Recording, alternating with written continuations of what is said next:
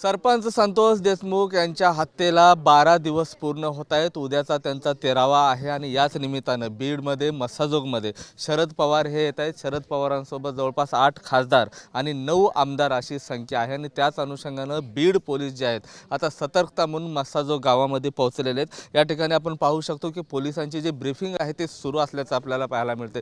झेड+ची सुरक्षा ही शरद पवारांना प्रदान करण्यात आलेली आहे आणि त्याच निमित्तानं एक दिवस आधीच बीड पोलीस जे आहेत या ठिकाणी पोहोचलेले आहेत।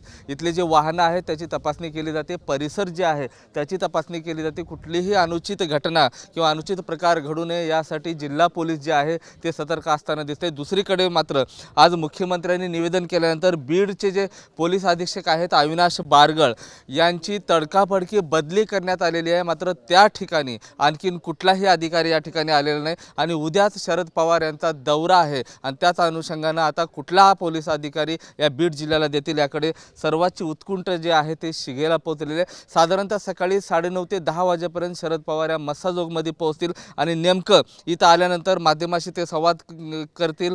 देशमुख कुटुंब आहे, देशमुख कुटुंबाशी ते संवाद करतील आणि नेमकं त्यांचा निर्णय काय राहील याचीही उत्कंठा जी आहे आता शिगेला पोहोचलेली आहे। कॅमेरा पर्सन विनोद सह मी महेंद्र कुमार मुधोळकर, TV9 मराठी, मस्साजोग, बीड।